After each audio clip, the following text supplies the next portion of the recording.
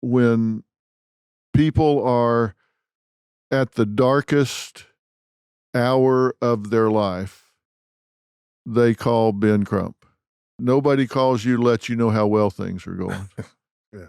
Really, they call you at the darkest hour of their life when something has happened, someone has been victimized, they've been hurt, they've been in a run-in with the police and it's gone really bad. They're overwhelmed by the system and they call you. People always see you in the middle of the firestorm, and I'm going to talk about some of that, but I want people to take a few minutes to get to know Ben. How'd you get in the law? You know, Dr. Phil, when I was 9 years old, growing up in Lumberton, North Carolina, a little small rural southern town, being raised by my single mother who worked two jobs. Uh, in the morning, she would wash hotel laundry and clean rooms, and then she would come home and put some food on the table and then go to second shift at the Converse shoe factory and work second shift Wow. and did everything in her power to keep food on the table, a roof over our head, and hope in our hearts. And everything I am to be is because of my mother and her sacrifices for us. And so when I was in the ninth grade, they had Brown versus the Board of Education with Mhm. school desegregation. And you remember the Supreme Court edit was with all deliberate speed. Well, all deliberate speed in Southern North Carolina did not happen until 1978 from 1954. And so they then integrated the schools and they took us little black children from South Lumberton literally across the tracks to the north side of town, which was the white community that had the newer schools, the newer technology, newer Right. facilities, new books, everything. And I just remember one day, Dr. Phil, on the school bus coming back across the tracks. And when we got to South Lumberton, I observed the dilapidated buildings, like our little elementary school falling apart. You saw the broken down cars on the road. You saw the, houses that had uh, boards on the windows that were vacant.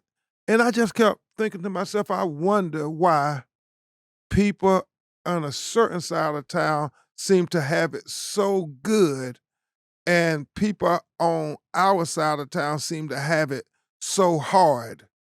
And my mother told me the reason we got to go to the new school with the new books, new facilities, was because a man named Thurgood Marshall and Brown versus the Board of Education.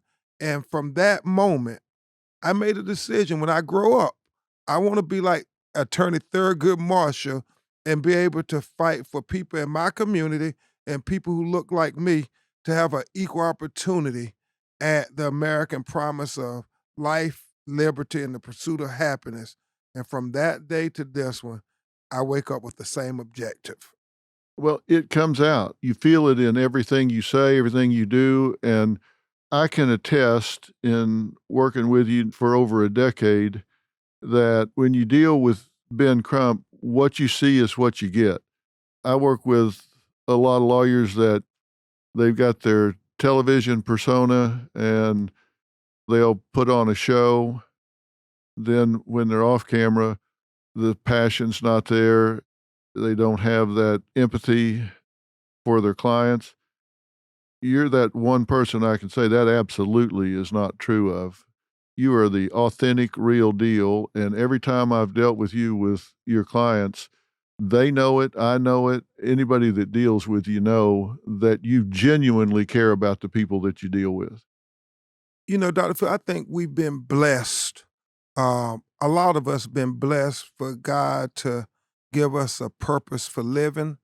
You know, He gave me the education, the law school degrees, uh, this great legal team I have worked with us. And shame on us if we don't try to use the blessings to help others. And so I know sometimes, you know, everybody's not gonna love you. You understand that going in, but you say, hopefully they will at least respect me for trying to, follow my calling in life and live up to what I believe is to be right. And I'm not saying I know everything, but I'm saying I want to do the things I believe in my heart are right to do. And so that's what I hope comes across. And it's funny, Dr. Phil, it's been 10 years, man. I can't believe Yeah. since we did the Trayvon Martin show, and so much has happened, but it's still the same. We're fighting for all of our children to have a better world. And I'm never trying to be anything I'm not. I'm a country lawyer, and I'm fighting for marginalized people. When you opened your practice, and of course, you had to go through college and law school, all of that. What is the biggest obstacle you've had to overcome, you think, in getting where you are today? When I think about the challenges, I think it's not so much what I had to overcome per se, but how America had to finally acknowledge that there were implicit biases, if not outright racism and discrimination. When we were younger, we would go into courtrooms and we would fight for our clients and almost get put in jail ourselves because the court system, everybody said that, black people really didn't matter.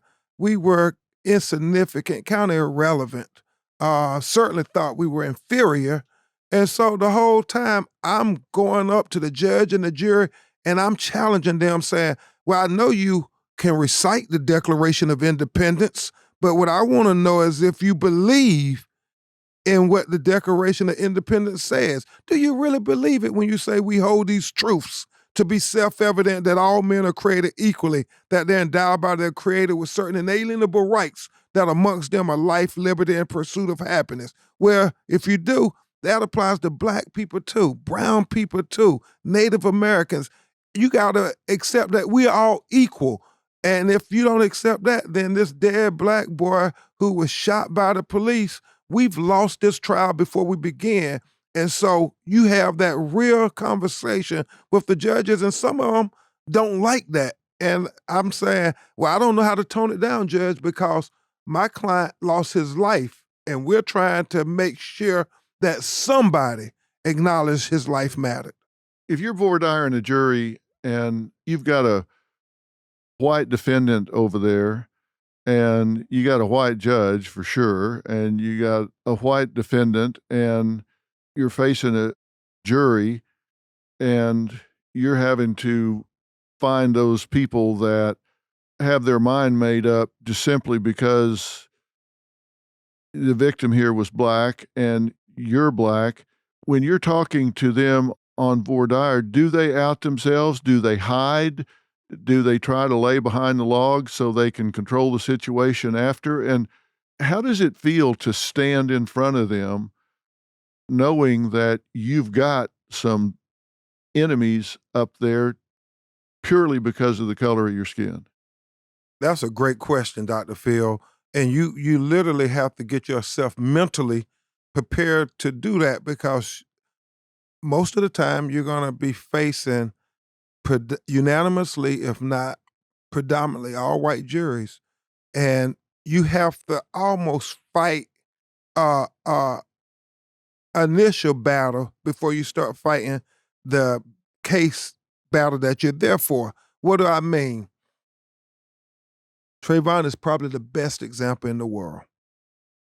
Because of the stereotypes on young black men, they said Trayvon couldn't just be a young kid walking home with a bag of Skittles and a can of iced tea. He just couldn't be a young kid talking on the telephone to his high school friend.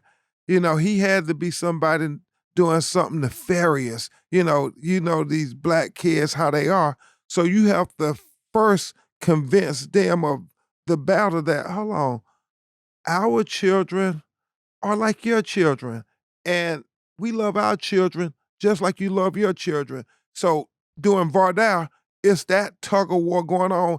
And it's a lot of them laying, behind the door, trying not to show their true identity or their true beliefs. And so, Dr. Phil, and I know that question is taken only from somebody who's been in courtrooms, and so because you have to, we call them rat killers. You have to kill the rats in that jury so you can just have a fair trial. You ain't asking for nothing special. We just want you to give us the same consideration that you're gonna give our opponent. And so we used to that, and that is something we've gotten really good at. That's why I always ask that Declaration of Independence question, and I go down through each witness, and the judge, the other side would object, and I'll say, "Well, Judge, we got to ask this question before we can move on, because if not, we can't have a fair trial here." And even though the judges sometimes get upset at us, they at least relent and let us do it because they understand too. The goal is to get a fair jury, or we won't have a good trial. And people forget sometimes that we don't pick juries, we're deselecting jurors. And so you're trying to get those out of there that are just waiting to get even, waiting to run their agenda. And if you don't get them out, you're done before you start. You're absolutely right. And Dr. Phil, I would tell you, I used to go on the conservative news shows because I do understand a lot of my jury pools are not just going to come from, multicultural communities. A lot of them going to come from conservative communities. So we got to try to frame the narrative. And this is what I think I've been able to do successfully in the last 10, 20 years is start trying to frame the narrative that we are not presumed guilty. You gotta at least give us some presumption of innocence.